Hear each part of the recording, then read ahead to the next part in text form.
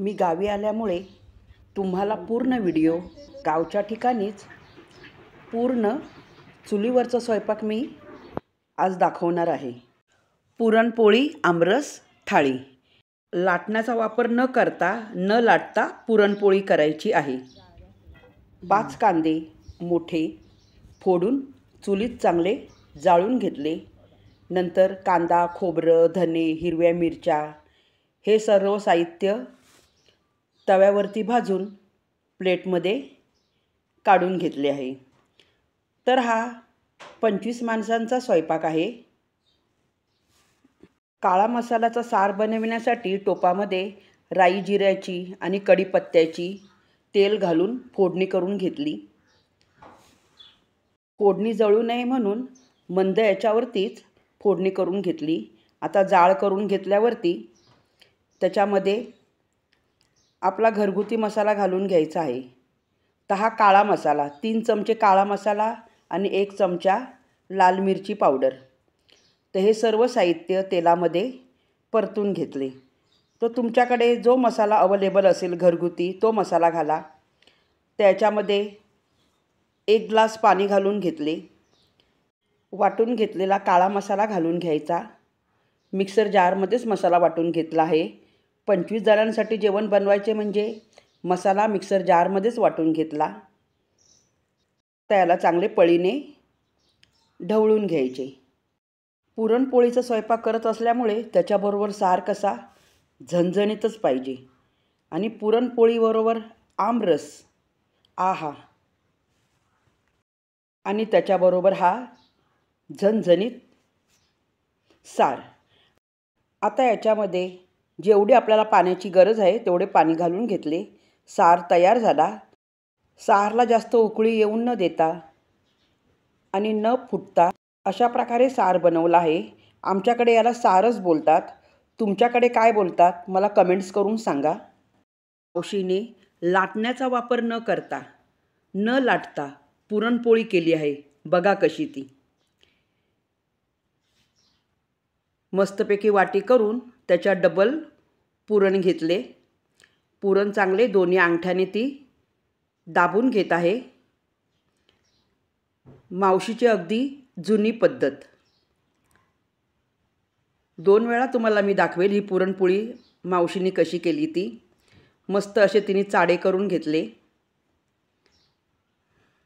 अशा प्रकारची पुरणपोळी तुम्ही कधीच पाहिली नसेल। बघा मावशी पुरणपोळी कशी करते। हाताने थापून लाटण्याचा वापर न करता। अजूनपर्यंत अशा प्रकारची पुरणपोळी कोणीच दाखवली नाही। कशी हाताने व्यवस्थित सर्व बाजूनी थापून घेत आहे। त्यात महत्त्वाचे म्हणजे गव्हाच्या पिठाची पुरणपोळी, जरासुद्धा मैद्याचा वापर नाही याच्यामध्ये। आणि पोळी बघा कुठेही फुटली नाही आणि पुरणसुद्धा कुठल्याही बाजूने बाहेर नाही आले। कडा पण पोळीच्या बघा कशा व्यवस्थित आहे, सर्व बाजूने अगदी गोलाकार थापून घेतली आहे। तुमच्याकडे पण जर का अशा प्रकारे कोणी पुरणपोळी थापत असतील तर मला खरंच कमेंट करून सांगा। मावशीने आता पुरणपोळी अलगद हातावर घेऊन तव्यावर टाकून दिली। आता सरपान चुलीमध्ये घालून, सरपान म्हणजे गावी सरपानच म्हणतात, अशा प्रकारच्या काड्या कुड्या घातल्या की जाळ लवकर होतो। मावशीनी फुकणीनी फूक मारून चांगल्या प्रकारे जाळ करून घेईल आता, म्हणजे पोळी लवकर लवकर भाजून होतील। पोळी भाजताना पण बघा मावशी जरा पण तेलाचा आणि तुपाचा वापर करत नाही आहे। फक्त बोटं तुपामध्ये बुडवली, थोडासा हात लावला आणि अशा प्रकारे ती उलाटणीचा वापर न करता पोळी भाजून घेते। अशी ही जुनी माणसं। मी व्हिडिओ जराही स्किप करत नाही आहे, कारण पूर्णपणे पोळी भाजताना आणि पोळी थापताना व्हिडिओ तुम्हाला दाखवायचा आहे, म्हणून थोडा मोठा होईल। तर पूर्णपणे व्हिडिओ बघा। बघा मावशीने कशी पुरणपोळी व्यवस्थित भाजून घेतली, कुठेसुद्धा जळाली नाही। आणि पुरणपोळी भाजताना सुद्धा कुठे फाटली नाही, कुठे तुटली नाही, कुठे पुरण नाही बाहेर निघाले. पुरणपोळी चांगली भाजून घेतल्यानंतर मावशीने पुरणपोळी टोपल्यात टाकली. आता दुसरी पुरणपोळी बनवायला घेतली आहे. पीठ बघा कसे थोडेसे सुके पीठ घालून उंडा असा चांगला मळून नंतर त्याची मोठी वाटी तयार करते ती. आणि गावच्या पोळ्या म्हणजे पोळपाट भरून. आणि जेवढं पीठ तिने घेतलं त्याच्या डबल ती पुरण घेते आणि दोन्ही हाताने अंगठ्याने दाबून ती वाटीचा आकार कमी करत करत ती तोंड बंद करून घेतले. चांगले असे हाताने दाबून चाडे करून घेते. इथे मी तुम्हाला एक सिक्रेट सांगते. तोपर्यंत मावशीची पुरणपोळी पण बघा तुम्ही थापताना.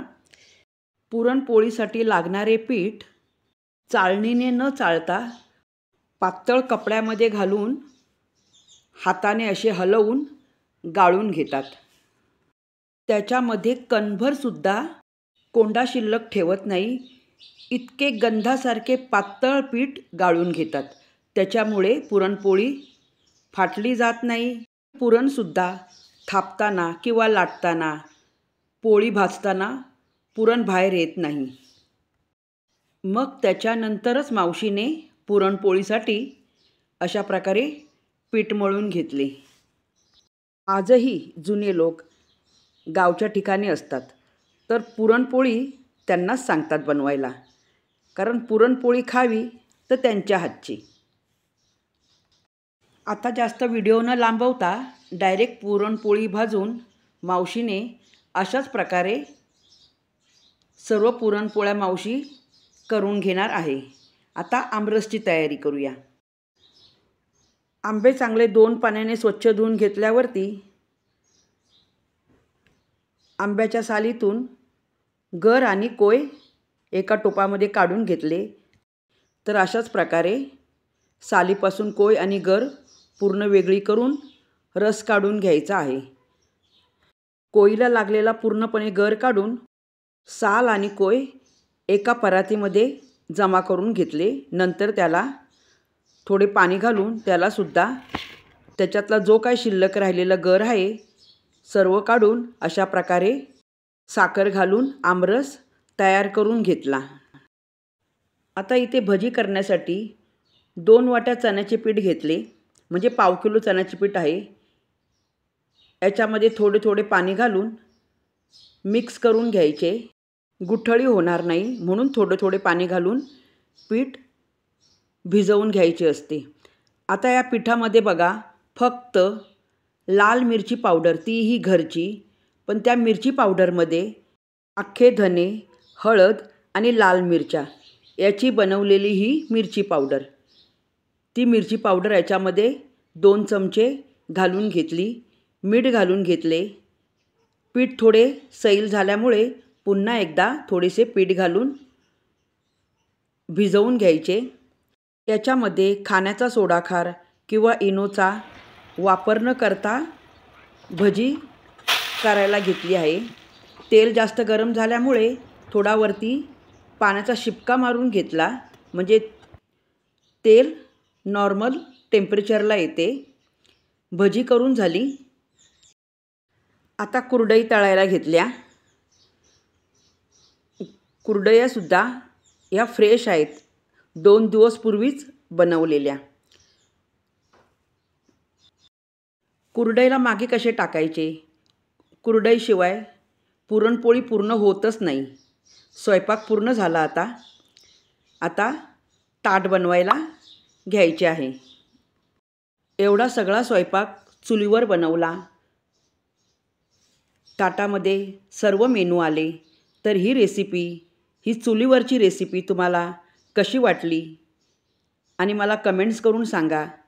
लाईक करा, शेअर करा आणि सबस्क्राईब करा.